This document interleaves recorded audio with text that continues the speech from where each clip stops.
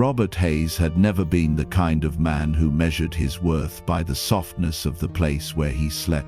62 years old, hands weathered by 2 decades of survival on streets that didn't forgive weakness, wearing layers of clothing that had been donated by churches whose congregations looked past him on Sundays.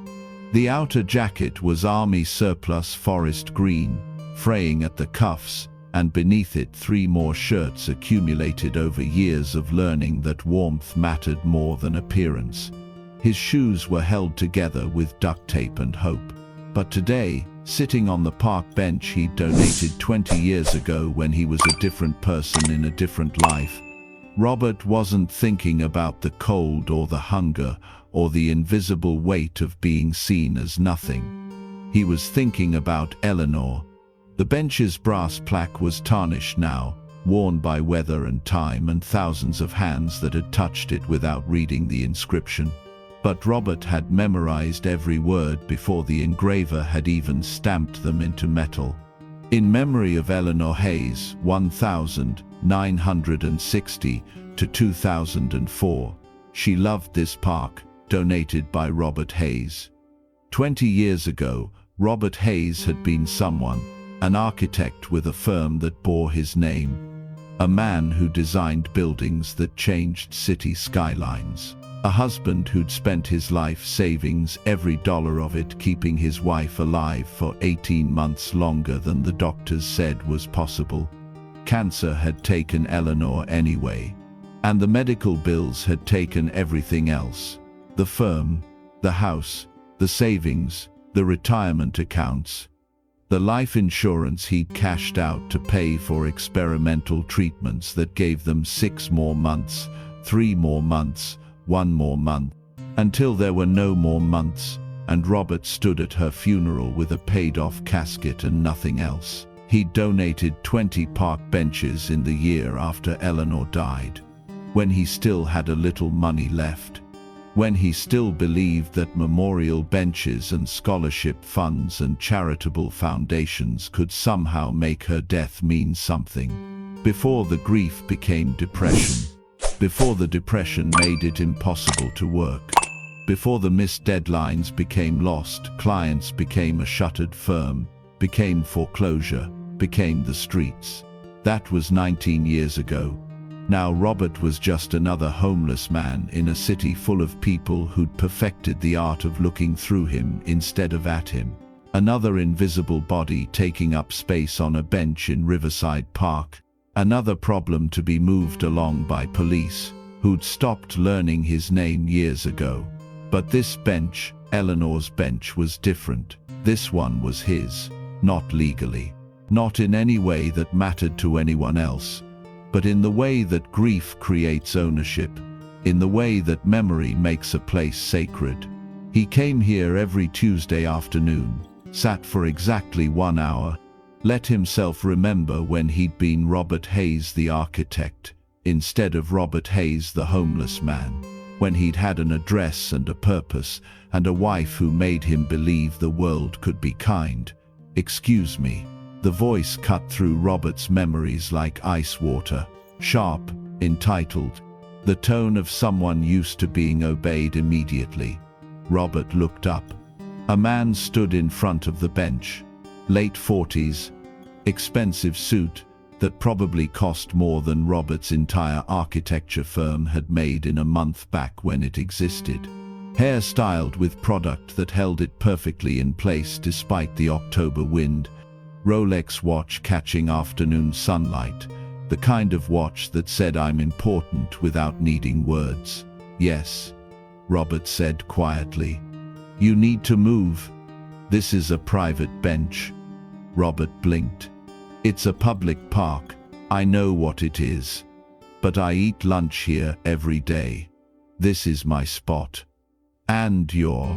The man gestured vaguely at Robert's layers of worn clothing, his duct-taped shoes, the garbage bag containing everything he owned sitting beside the bench. "You're making the area uncomfortable." "Uncomfortable for who?" "For everyone. You can't just sleep on benches. There are shelters for that." I'm not sleeping, I'm sitting. Well, you can't sit here. Find somewhere else. Robert felt something old and familiar rise in his chest. Not anger. He'd learned years ago that anger was a luxury homeless people couldn't afford, but something quieter, something that remembered being a person who mattered. I have as much right to sit here as you do, Robert said calmly. The man's face flushed. Do you know who I am? No, I'm Preston Mitchell, CEO of Mitchell Capital Management. I have lunch at this bench every Tuesday. It's part of my routine. And I'm not going to let some vagrant ruin it. The bench is public property. I'm not breaking any laws. You're loitering. Sitting isn't loitering. Preston pulled out his phone. We'll see what the police say about that. Robert watched him dial.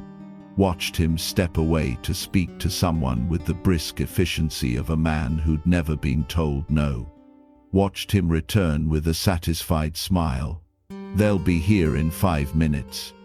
You can either leave now or explain to them why you're trespassing on a bench I use.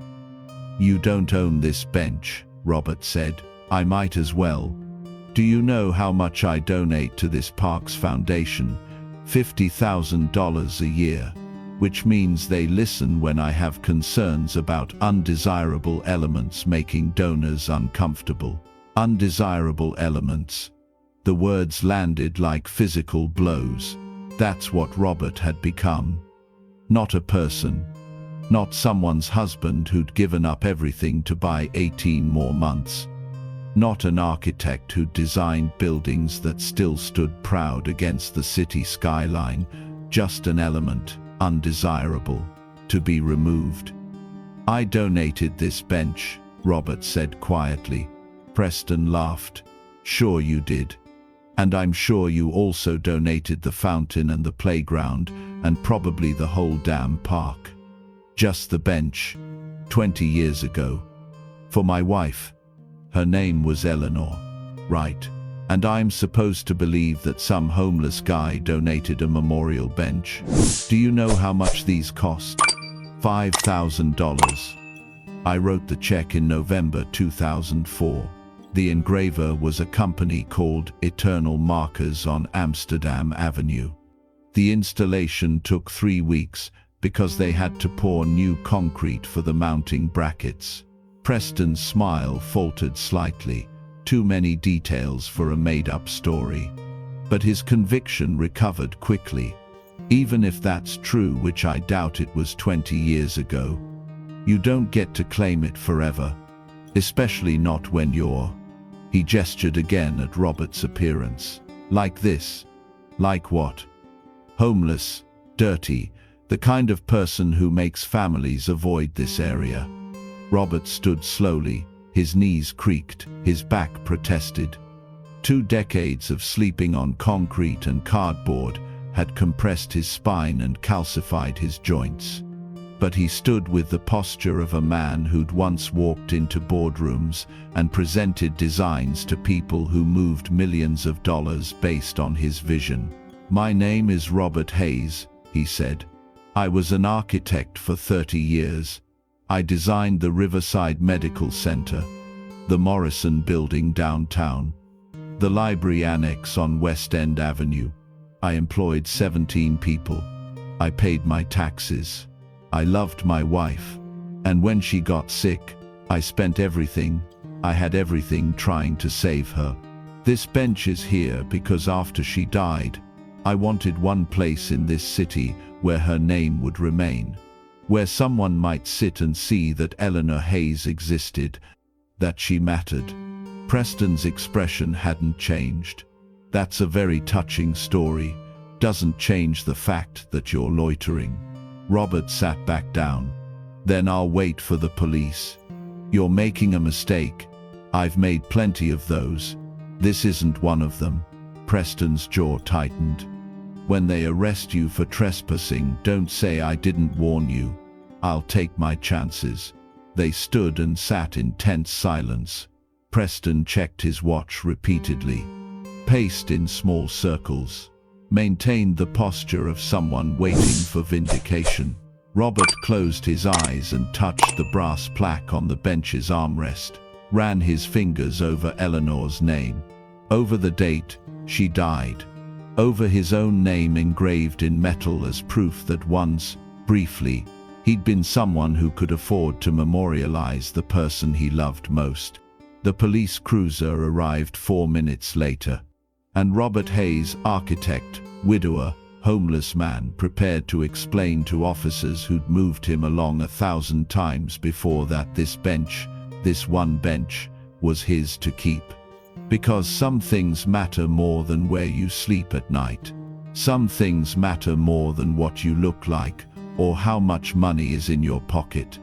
Some things like love and memory, and the small brass plaque that proves both existed, are worth fighting for, even when the world has decided you're not worth seeing. 2 officers stepped out of the cruiser. Robert recognized them both.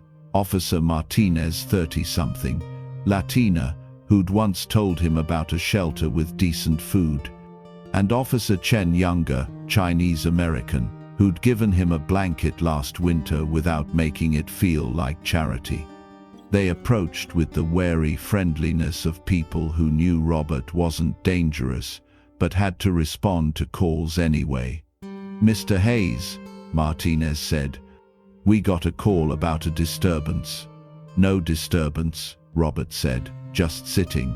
Preston stepped forward immediately. "Officers, thank you for coming. This man is loitering on private property. I need him removed." Chen looked at the bench, at the park around them. "Sir, this is a public park. The benches aren't private property. I donate $50,000 a year to the Riverside Park Foundation. That makes me a stakeholder. And I'm telling you, this man is making the area uncomfortable for families and donors." "Uncomfortable how?" Martinez asked. "Look at him, he's clearly homeless. Probably hasn't bathed in weeks. He has all his belongings in garbage bags. This is exactly the kind of situation that drives people away from public spaces." Martinez turned to Robert. "Mr. Hayes, is there somewhere else you could sit, just to avoid the situation?" "This bench specifically," Robert said. "I come here every Tuesday, same time, same place. Why this bench?" Robert pointed at the plaque. "Because I donated it 20 years ago, in memory of my wife." Chen crouched down to read the inscription. Her expression changed. "Eleanor Hayes, donated by Robert Hayes." She looked up. "That's you. That's me. You donated this bench 20 years ago." November 2004. 3 weeks before Thanksgiving. Eleanor died in August. I donated 20 benches that year. This was number 12. Preston made an exasperated sound. "This is ridiculous. He's obviously lying. Do you really think some homeless man donated a memorial bench?" "Why not?" Chen asked. "Because memorial benches cost $5,000. You think he has $5,000? "I had it then," Robert said quietly. "I had a lot of things then." Martinez pulled out her radio. "Dispatch, can you run a name for me? Robert Hayes, Hayes. Need to verify a park bench donation from 2004. They waited. Preston checked his watch again. "This is a waste of time. Just remove him and let me have my lunch in peace." "Sir, we're verifying his claim," Chen said. "If he donated the bench, he has as much right to sit here as anyone else. That was 20 years ago. You can't claim a public bench forever just because you donated it." "No," Martinez agreed. "But it does mean he's not trespassing. He's using a public amenity he helped provide." The radio crackled. "Martinez, I've got records from Parks Department. Robert Hayes, architect, donated 20 benches to Riverside Park between October and December 2004. Total value, approximately $100,000. Benches were installed in memory of Eleanor Hayes, deceased spouse. Preston's face went through several expressions: disbelief, confusion, then defensive anger. Fine, so he donated it 20 years ago. That doesn't give him the right to camp out on it now. I'm not camping, Robert said. I'm sitting. For 1 hour. Like I do every Tuesday. Every Tuesday? Chen asked. For 19 years. Since I lost my house. This is the only place I still have connection to my wife. The only proof she existed outside my memory. Martinez looked at Preston. Sir, he's not breaking any laws. He's sitting on a public bench he donated. I'm not sure what you want us to do here. I want him removed. He's making the area unsafe. Unsafe? How? He's homeless. Who knows what he might do? Mr. Hayes has never been arrested, Chen said, checking her phone. No warrants, no complaints on file. He's known to several officers in this precinct as non-violent and cooperative. So what? We just let vagrants take over the park. He's not taking over the park, Martinez said, patience wearing thin. He's sitting on a bench he paid for. Preston pulled out his phone again. I'm calling my lawyer. And the Parks Department director. I sit on the foundation board. This is unacceptable. You do that, sir, Martinez said. She turned to Robert. Mr. Hayes, legally, you have every right to be here. But I need to ask, is there any way you and this gentleman can work this out without our involvement? Robert looked at Preston, at the fury and entitlement radiating from him like heat, at the complete inability to see Robert as anything other than a problem to be solved. I'll move, Robert said finally. Preston smiled triumphantly. Smart choice. After my hour, like I always do. I've been here 37 minutes. I have 23 minutes left. Then I'll leave like I always do. The smile vanished. That's not acceptable. It's perfectly acceptable, Chen said. Mr. Hayes, you take your time. Sir, if you want to call someone, that's your right. But we're not removing him. This is outrageous. I pay taxes. I donate to this park. And you're protecting some homeless man over a paying member of society. We're protecting everyone's right to use public spaces, Martinez said, including his. Preston was already dialing. We'll see about that. The officers returned to their cruiser but didn't leave. Martinez leaned against the hood, making it clear they were staying until the situation resolved. Chen walked over to Robert. Mr. Hayes, can I ask you something? Of course. You were an architect before. For 30 years, Hayes Architecture had an office on Columbus Avenue. What happened? Robert was quiet for a moment. He'd told this story before. To social workers who needed information for shelter forms. To other homeless people who shared stories around barrel fires. To himself in the long dark nights when sleep wouldn't come, and memory was the only companion. But Chen was asking, like she actually wanted to know, not like she was filling out paperwork or passing time. Like his answer mattered. My wife got ovarian cancer, Robert said. Stage 4. Doctors gave her 6 months. We tried everything. Surgery, chemo, experimental treatments. I spent everything we had. Savings, retirement, sold the house, mortgaged the business. 18 months later, she died anyway. And I had nothing left except medical bills and the memory of watching her suffer. I'm sorry. After she died, I couldn't work. Depression hit hard, missed deadlines. Lost clients. Firm went under.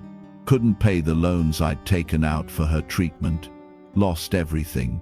That was 2005. Been on the streets since 2006. 19 years. 19 years. Chen looked at the bench, at the plaque.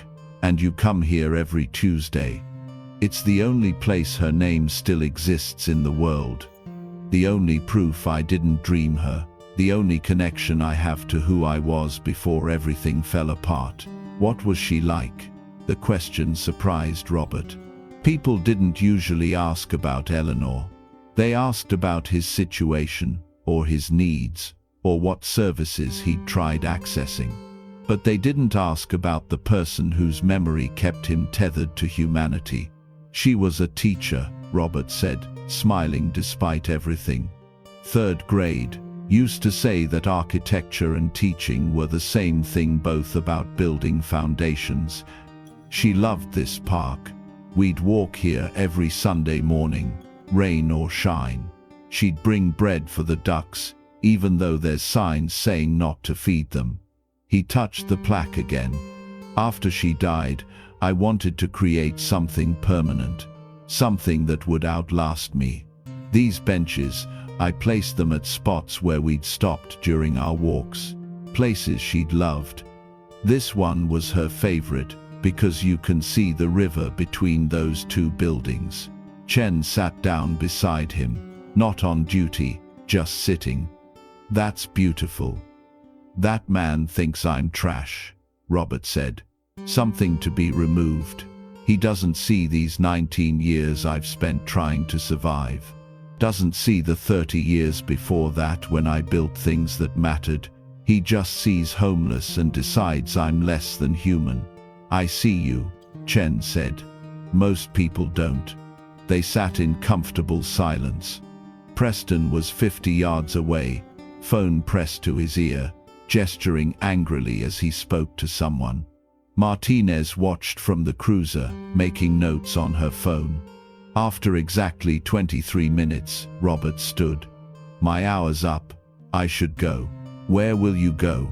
Library until it closes. Shelter if there's space. Under the bridge if there's not. Robert picked up his garbage bag of belongings. Same as every night. Mr. Hayes, there are services, programs that could help. I've tried them all. I'm 62 with no work history for 19 years. Every program has waiting lists or age limits or requires an address I don't have. I appreciate the thought, but I've learned to survive without hope.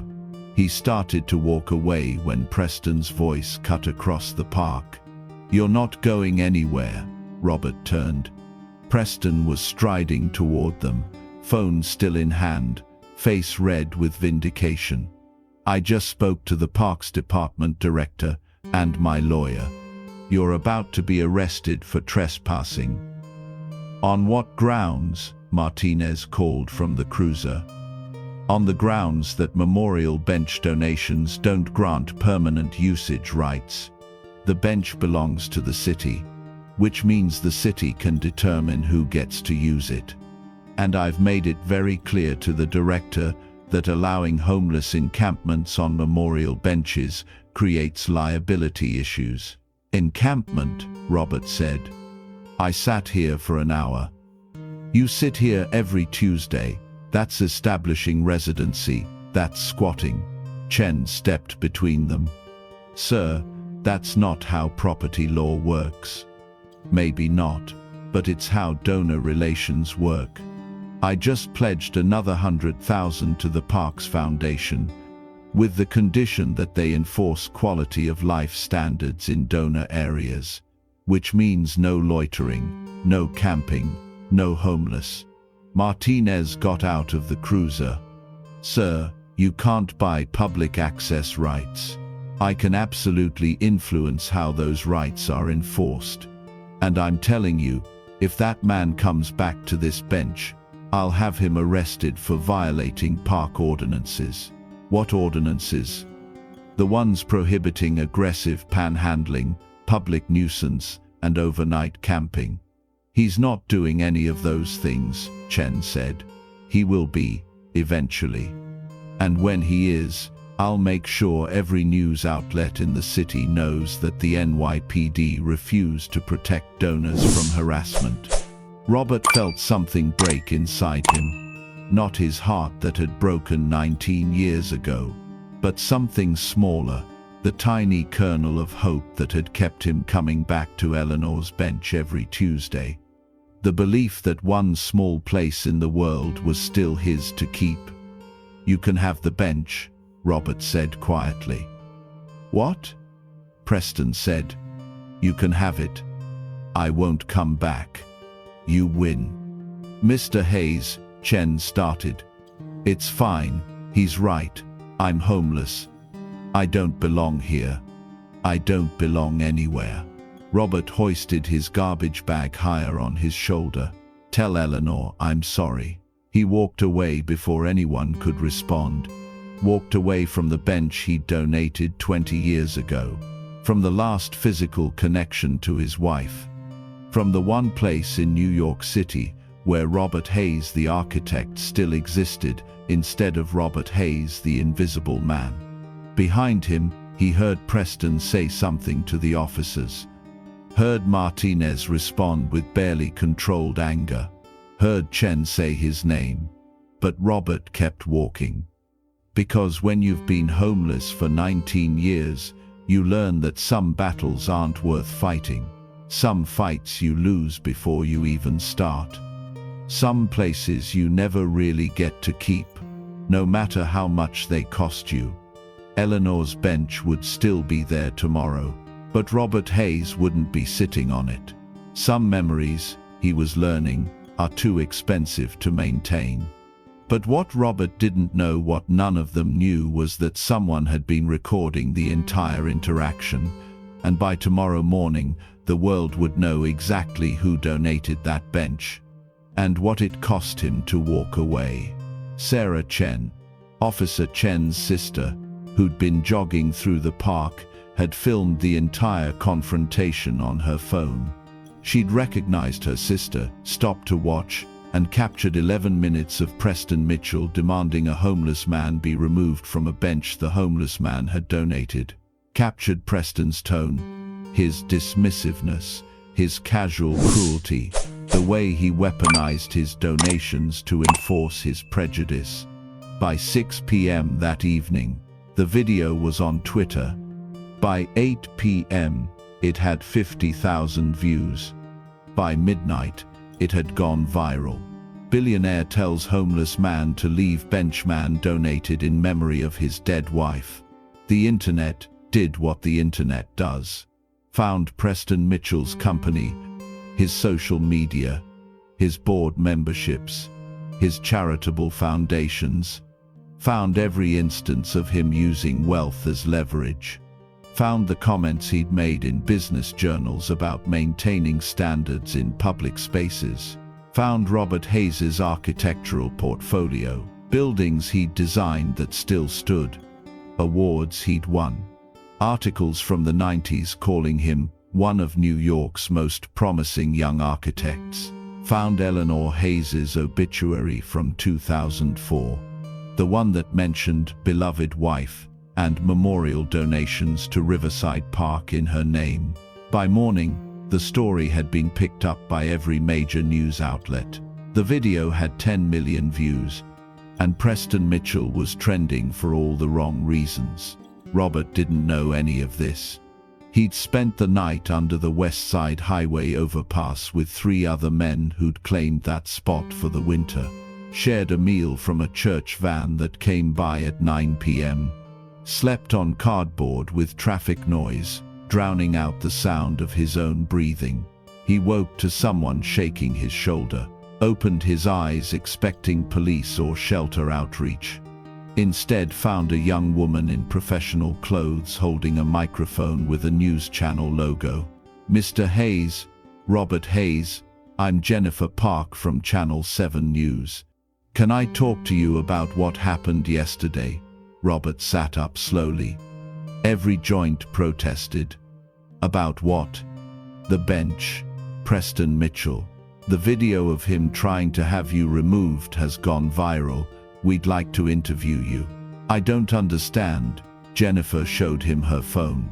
The video played silently.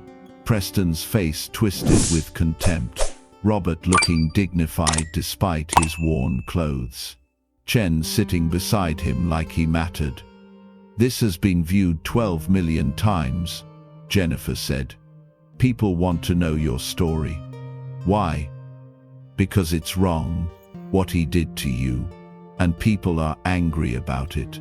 Robert was confused, exhausted, still half asleep. I don't want trouble. You're not in trouble, Mr. Hayes. He is.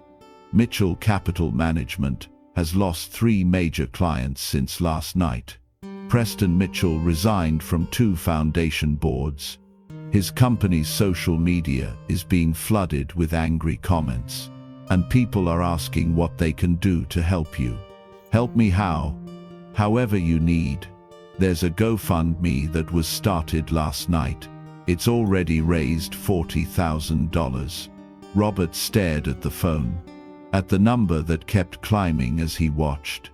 41,000, 42,000. Money from strangers who'd seen 11 minutes of video and decided he deserved help. I don't understand, he said again. People see themselves in you, Jennifer said gently, or their fathers, their uncles, people who worked hard and lost everything through no fault of their own. You're proof that homelessness doesn't just happen to other people, it can happen to anyone. I don't want charity. It's not charity, it's justice.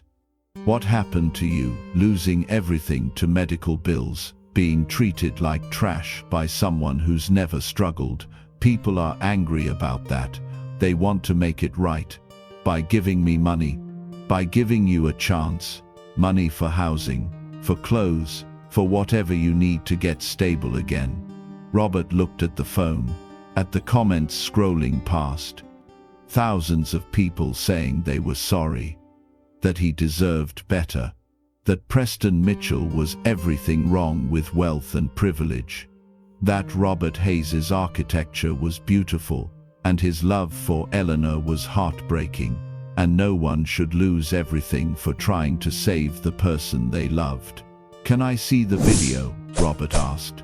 Jennifer played it from the beginning. Robert watched himself, an old man in layers of dirty clothes, sitting on a bench, explaining calmly that he'd donated it, watched Preston's contempt, watched his own dignity in the face of cruelty, watched the moment he'd walked away, giving up the last place his wife's name existed because fighting felt too expensive.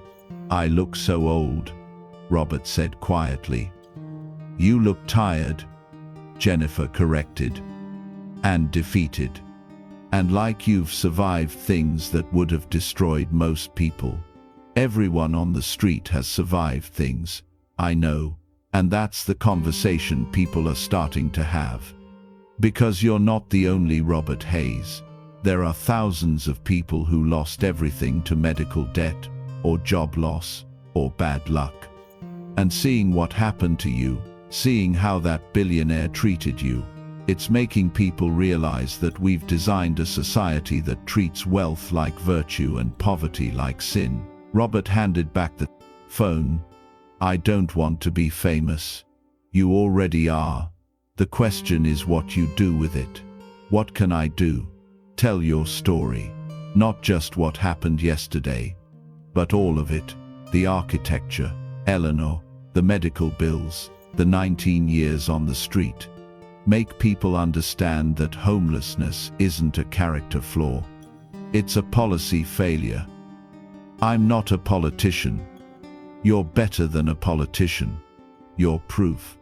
By noon, Robert was sitting in a television studio, wearing clothes Jennifer's news station had provided.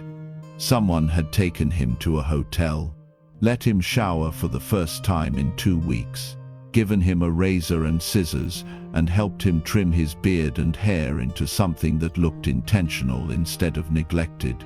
He barely recognized himself in the mirror, saw glimpses of the man he'd been 20 years ago. The architect who'd worn suits and carried blueprints and kissed his wife goodbye every morning. The interview was live. 5 million people watching. Jennifer asking questions designed to let Robert tell his story in his own words. "You donated 20 benches to Riverside Park," Jennifer said. "Why?" "Because Eleanor loved that park. And after she died, I wanted her name to exist somewhere besides my memory. I wanted proof that she'd lived, that she'd mattered. And the medical bills, we spent everything. Experimental treatments, clinical trials, anything that might buy us more time. 18 months. That's what we bought with everything we had. 18 months of her being alive. Do you regret it?" "No. I'd do it again. I'd give up everything again for 18 more months with her." "And then you lost your firm. Depression made it impossible to work. Grief is expensive, not just financially. It costs you focus and energy, and the ability to care about deadlines when the person you built your life around is gone." "When did you become homeless?" 2006. Lost the apartment. Spent a year in shelters. Then on the street. 19 years now. And you kept going back to that bench. Every Tuesday. Same time. 1 hour. It was the only routine I had that connected me to who I'd been before. The only place I still felt like Robert Hayes the husband, instead of Robert Hayes the homeless man. Until yesterday. Until yesterday. "Tell us what happened," Robert described. Preston Mitchell. The demands that he move. The contempt. The weaponization of donations to enforce prejudice. The moment Robert had walked away because fighting felt too expensive. "How did that feel?" Jennifer asked. "Like losing Eleanor all over again. That bench, it was the last place her name existed, and I gave it up because some billionaire decided I didn't deserve to sit there." "What do you want people to know?" Robert was quiet for a moment. Thought about the men under the overpass. About the women at the shelter. About the thousands of people living on New York streets who didn't have viral videos or news interviews or $40,000 in donations. "I want people to know that I'm not special. What happened to me happens every day. Medical bankruptcy, job loss, mental health crisis. One bad year can destroy 30 years of stability. And once you're homeless, the system makes it almost impossible to climb back out. What would help? Affordable housing, healthcare that doesn't bankrupt families, mental health services that don't have 6-month waiting lists, treating homeless people like humans instead of problems to be moved along." "And Preston Mitchell?" Robert met the camera's eye. "I hope he watches this. I hope he understands that I wasn't trash cluttering up his lunch spot. I was a man sitting on a bench I donated in memory of my wife. I was someone who lost everything trying to save the person I loved. I was human, and I deserved to be seen." The interview ended. Robert was ushered into a back room where Jennifer's producer showed him the GoFundMe page, $68,000, climbing by the minute. "What do I do with this?" Robert asked.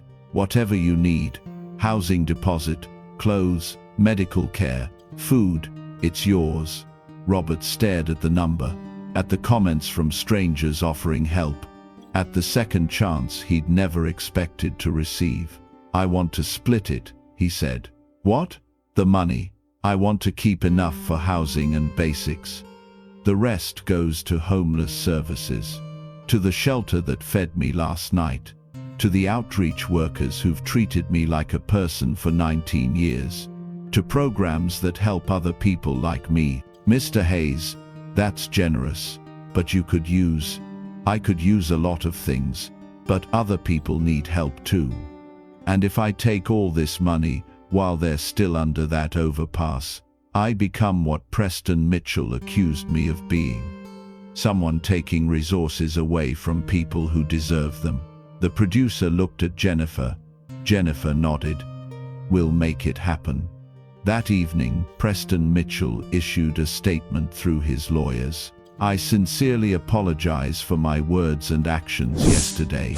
I made assumptions about Mr. Hayes based on his appearance that were wrong and hurtful. I've donated $100,000 to homeless services in New York City and will be stepping back from my role at the Parks Foundation to reflect on my behavior." It was everything an apology should be. Except it wasn't Preston's words. It was crafted by crisis PR professionals trying to salvage a reputation destroyed by 11 minutes of video showing exactly who Preston Mitchell was when he thought no one important was watching. Robert read the statement on a phone Jennifer had given him. A phone with a number and internet access, and the ability to connect him to a world he'd been cut off from for 19 years. "Do you accept his apology?" Jennifer asked over dinner that evening, a real dinner, at a restaurant, with Robert sitting at a table instead of eating from a church van. "No," Robert said. "Because he's not sorry he treated me that way. He's sorry it cost him clients and reputation. There's a difference. What would make you accept it? If he sat on that bench for 1 hour every Tuesday for 19 years, and then told me if he still thinks homeless people don't deserve to exist in public spaces. That's a high bar. It's the same bar I've been held to for 2 decades. But Preston Mitchell would never sit on that bench, because 3 days later, the full scope of his company's practices came to light. Journalists investigating his wealth discovered systematic discrimination. Low-income housing developments his firm refused to finance. Charity applications from homeless services he'd personally rejected. Board meetings where he'd advocated for cleaning up public spaces by making them hostile to the unhoused. Mitchell Capital Management lost 12 major clients in 1 week. Preston Mitchell resigned as CEO. His name became synonymous with the casual cruelty of unchecked privilege. And Robert Hayes, architect, widower, viral sensation, became something else entirely. The face of a conversation America was finally ready to have about who deserves dignity and who gets to decide. 3 weeks after the video went viral, Robert stood in front of a New York City Council hearing on homelessness. The GoFundMe had grown to $120,000. Half of it had been distributed to homeless services as Robert requested. The other half had gotten him an apartment, a small studio in Washington Heights with a shower and a bed and a window that overlooked the street.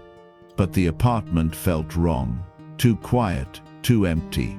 After 19 years of sleeping surrounded by people, solitude felt more like isolation than safety. He'd been invited to testify about his experience, about the gaps in services, about what people needed versus what the system provided. The council chamber was full of advocates, city officials, and reporters. Robert sat at a table with a microphone, wearing clothes that still felt too clean, too new, too much like a costume. "Mr. Hayes," Council Member Davis began, "thank you for being here. Can you tell us about the barriers you face trying to access services?" Robert had prepared notes, bullet points. But sitting there, looking at politicians who'd never miss a tentar MCT4, the final crisis, continuation, Robert had prepared notes, bullet points. But sitting there, looking at politicians who'd never missed a meal or slept on concrete, the prepared words felt insufficient. "The biggest barrier is that the system assumes homelessness is temporary," Robert said. "It's designed for people who need help for a few weeks or months. Not for people like me who lost everything and couldn't climb back out for 19 years. Can you elaborate? Every program has requirements. You need an address to get a job. You need a job to get an address. You need ID to access shelters. You need an address to get ID. It's a circle with no entry point. And if you're over 55, if you have any mental health history, if you've been on the street for more than a year, you fall through every crack. Council member Rodriguez leaned forward. What would have helped you 19 years ago? Affordable housing. That's it. If there had been apartments I could afford on what I was making after Eleanor died, I wouldn't have become homeless. But rent in this city requires income I didn't have.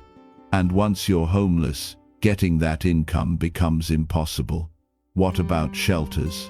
Shelters are triage. They keep you alive, but they don't give you stability. You can't sleep in a shelter bed during the day, so you can't work night shifts. You can't store belongings, so you carry everything. You can't have privacy, so you can't process trauma. Shelters are survival, not solutions. Mr. Hayes, your story has resonated with millions of people, Council Member Kim said. But some critics have argued that you're an exception, that most homeless people aren't former architects who donated park benches. How do you respond to that? Robert felt anger rise not at Kim, but at the question itself. I'm not an exception. I'm just the one who went viral. There are thousands of Robert Hayes in this city. Former teachers, veterans, single parents, people who worked hard and lost everything through medical bills or job loss or bad luck. The only difference between me and them is that some billionaire decided to harass me on camera. But surely there's a difference between people like you, people who fell on hard times, and people with addiction or mental health issues. No, Robert's voice was firm. There's no difference. We're all humans who need housing and healthcare and dignity.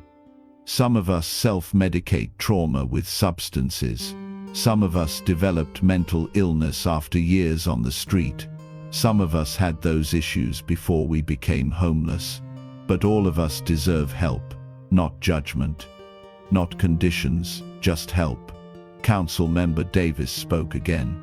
You've donated half of the money raised for you to homeless services. Why? Because I got lucky. I went viral. Millions of people saw what happened to me and decided to help. But what about the man who was sleeping next to me under the overpass? What about the woman at the shelter who's been there for 7 years waiting for subsidized housing? What about the thousands of people who are just as deserving but didn't have a camera pointed at them? So what's the solution? Robert looked at the council members, at their professional clothes and their comfortable chairs and their faces that had never known what it felt like to be invisible. Housing first, he said. Not shelters, not programs with requirements, just housing. Give people apartments, then provide services. Because you can't address mental health or addiction or job training when someone is worried about where they'll sleep tonight.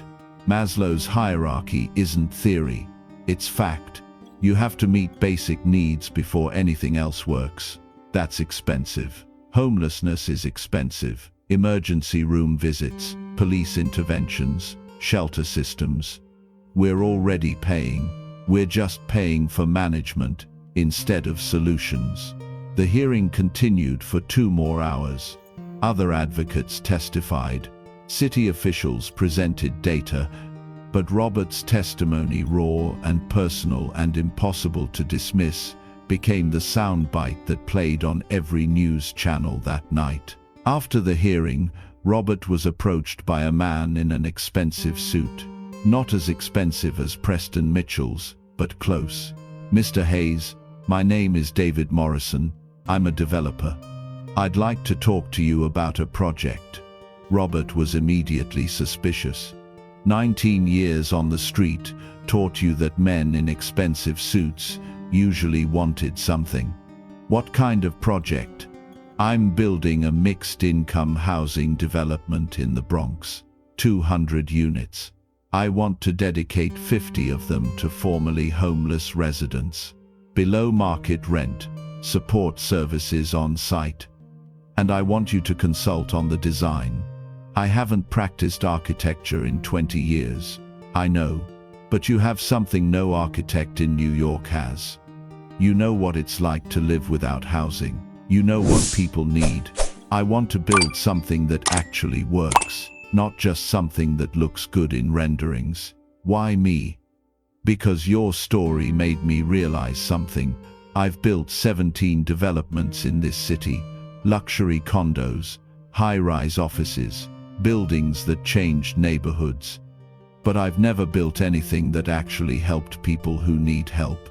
Your bench, the one you donated for your wife, it's proof that you think about legacy, about what we leave behind. I want to leave behind something that matters. Robert studied him, looking for the angle, the exploitation, the way this would somehow benefit Morrison more than the people who needed housing. What do you get out of this? Tax credits, positive PR. The satisfaction of knowing I built something decent. Morrison smiled slightly. I'm not a saint. I'm a developer. But I watched that video of Preston Mitchell treating you like garbage, and I realized I've been treating homeless people the same way my entire career. Not directly, but by building luxury housing in a city where teachers and nurses can't afford rent. By pushing developments that displace long-term residents. I can't undo that, but I can do better, going forward. And if I say no, then I build it anyway. But it won't be as good, because I don't know what people need. You do.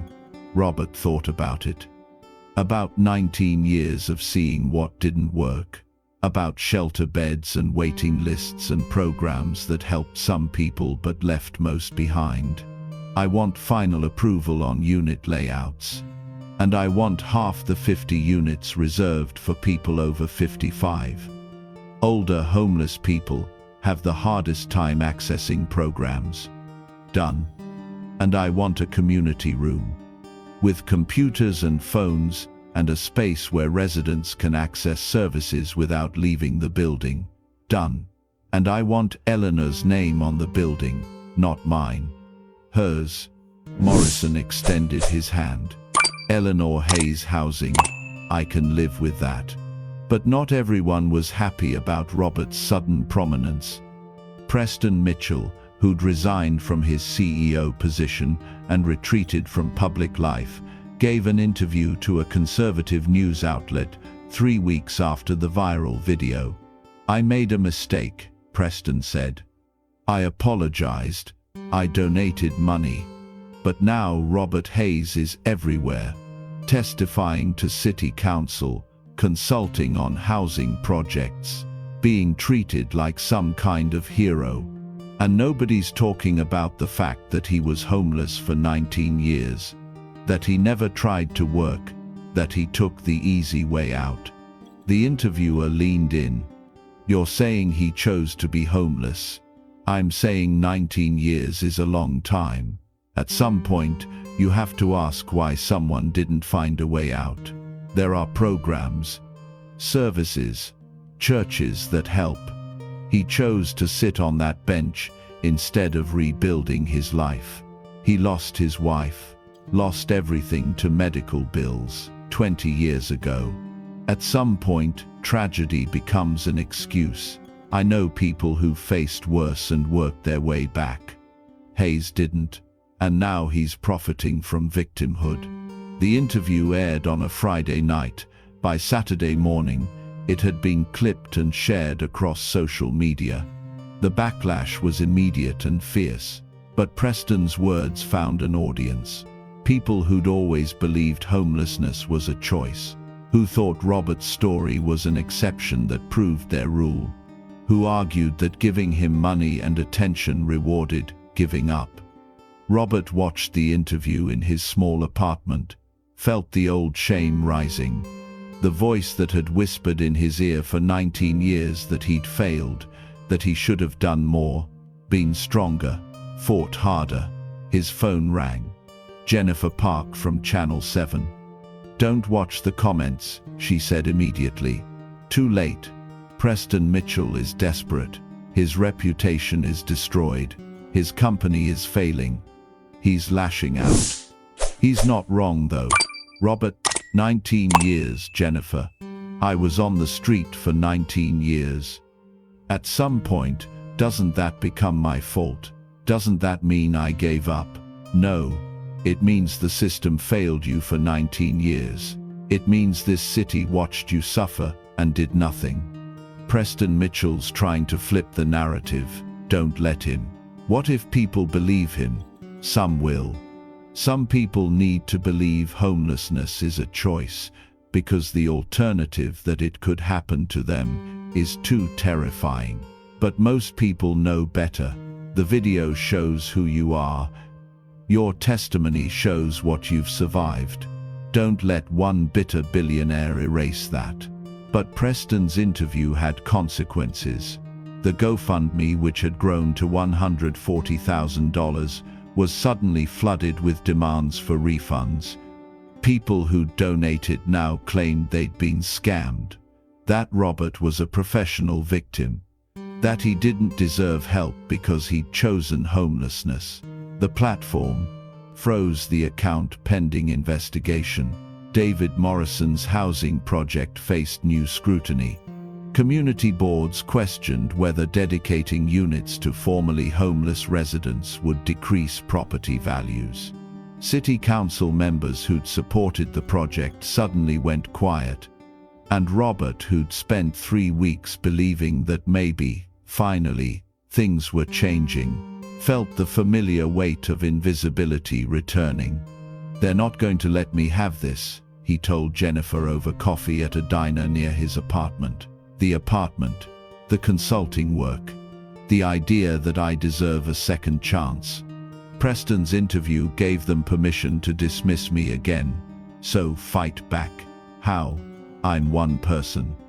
He has money and lawyers and media access. You have something he doesn't. You have the truth. The truth didn't matter for 19 years. Why would it matter now? Jennifer was quiet for a moment. Because 19 years ago, no one was watching. Now they are. And you have a choice. You can let Preston Mitchell define your story, or you can define it yourself. I'm tired of fighting, I know. But this isn't just about you anymore.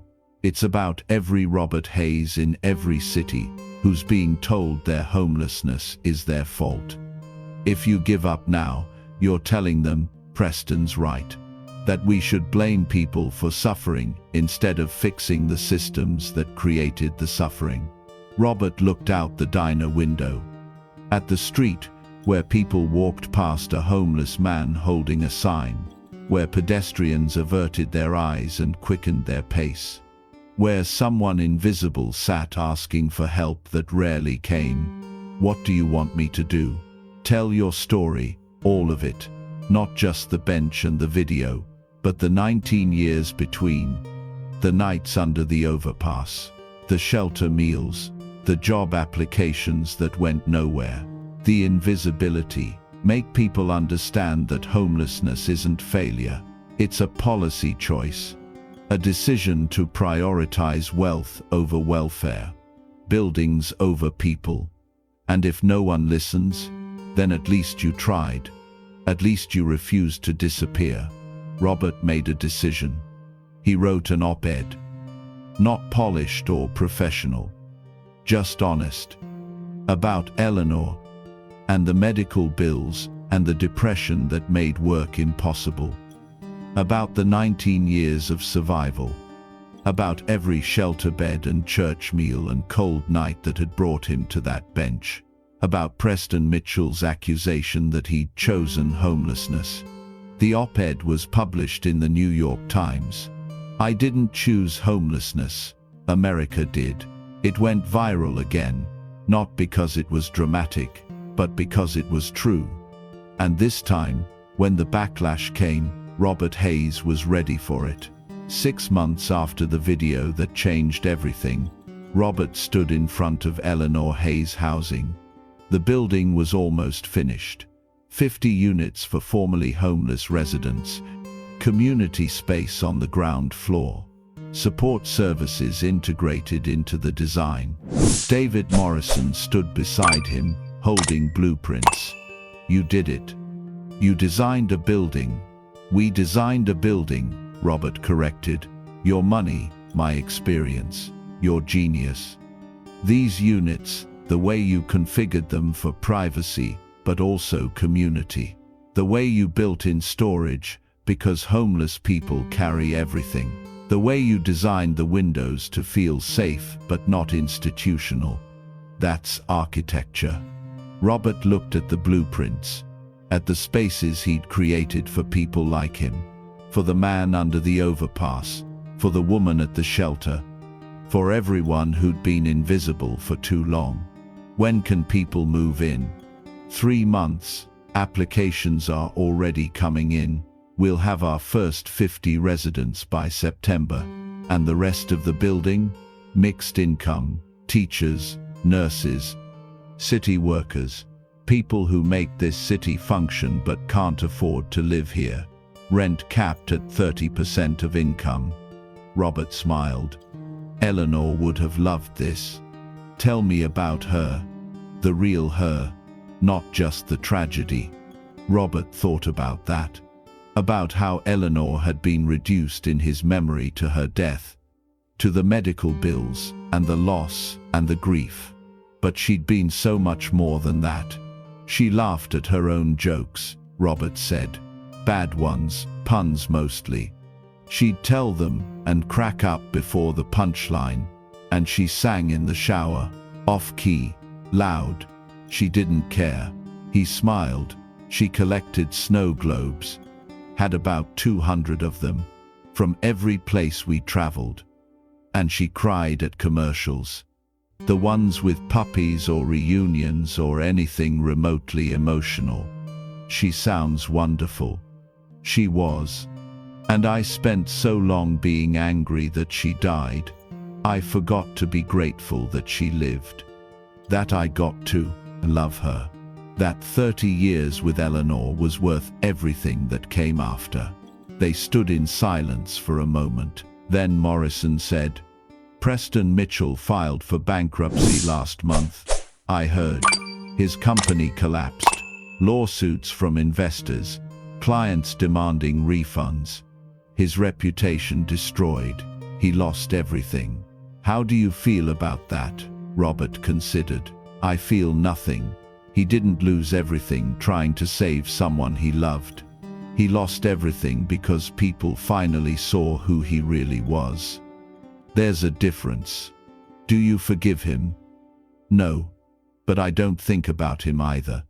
Forgiveness requires caring. And I don't care about Preston Mitchell. I care about the 50 people who live here. About the 1,000 still on the street. About making sure what happened to me happens to fewer people going forward." Morrison nodded. "The Times op-ed. That changed things. The GoFundMe was reinstated. The City Council approved funding for 3 more Housing First projects. You started a movement." "I didn't start anything. I just stopped being invisible." Sometimes that's the same thing. That evening, Robert went to Riverside Park. To Eleanor's bench. The bench he'd walked away from 6 months ago when Preston Mitchell had made him feel like he didn't belong. Someone was sitting there, a young woman, maybe 25, wearing scrubs. Exhausted, head in her hands. Robert almost walked away, but something made him stop. "Rough day?" he asked. She looked up. "Sorry, I'll move. I know people probably reserve this bench or whatever." "No reservation. Public bench. You're welcome to sit." "Thanks. I just needed somewhere quiet. I'm a resident at Riverside Medical. 30-hour shift. My feet hurt. My brain hurts. Everything hurts." I designed that building, Robert said. Riverside Medical Center, 28 years ago. She looked at him more closely. You're Robert Hayes, the architect, the homeless guy from the video. Former homeless guy, current architect again, apparently. I saw your story. I'm sorry about your wife, about everything you went through. Thank you. What's your name? Dr. Lisa Martinez, first-year resident, which means I'm basically a very expensive intern who doesn't sleep. What kind of medicine? Oncology, cancer treatment. I know it's hard, that a lot of patients don't make it, but I want to be there. Want to help families through the worst time of their lives. Robert felt something tighten in his chest. My wife had ovarian cancer, died in 2004. The oncologist who treated her, Dr. Sarah Chen, she was the only person who made me feel like Eleanor wasn't just a case number, like she mattered. That's why I went into oncology, Lisa said. My mum had breast cancer when I was 16. Survived because a doctor at Riverside took time to explain everything. Made her feel human, even when she was terrified. I want to be that person for someone else's mum. They sat together on Eleanor's bench. Two people connected by the understanding that medicine is both science and humanity. That doctors can save lives or just make death less lonely. That sometimes the greatest gift you can give someone is time. Can I tell you something? Robert said. I spent 19 years angry that I couldn't save Eleanor. That all the money and treatments and desperation didn't matter. But sitting here now, talking to you, I realize she did survive. Not physically, but the care she received, the compassion that doctors showed us that changed how I thought about medicine, about humanity. And now you're going to carry that forward. You're going to be Dr. Chen for someone else's husband. And Eleanor's death will have created that. Not caused it, but created space for it. Lisa wiped her eyes. That's beautiful. It's true. Grief makes us think death is an ending, but sometimes it's a beginning. For the people who survive, for the meaning we create from loss. They sat in comfortable silence. Then Lisa stood. I should get home. Sleep before my next shift. But thank you. For the building. For designing a hospital where people like me can try to save people like your wife. Thank you for choosing oncology. For being the person families need when everything falls apart. After she left, Robert sat alone on Eleanor's bench, touched the brass plaque, read the inscription he'd memorized decades ago. In memory of Eleanor Hayes, 1960 to 2004, she loved this park, donated by Robert Hayes. He pulled out a marker he'd brought with him, added 4 words beneath the original inscription, still here. Still loving. It wasn't permanent. Someone would clean it off. But for tonight, the bench said what Robert needed it to say. That Eleanor's death hadn't erased her. That his 19 years on the street hadn't erased him. That love and memory and the small acts of creating beauty in the world survive everything. Even Preston Mitchell, even homelessness, even grief. Robert stood, walked away from the bench knowing he'd be back next Tuesday, but not as the invisible man who'd been told he didn't belong. As the architect who'd designed a building, as the widower who'd loved enough to spend everything, as the man who'd survived 19 years and come out the other side still believing that humanity mattered more than wealth. As someone visible, as someone seen, as someone who'd proven that the most dangerous thing you can do to people trying to keep you invisible is refuse to disappear.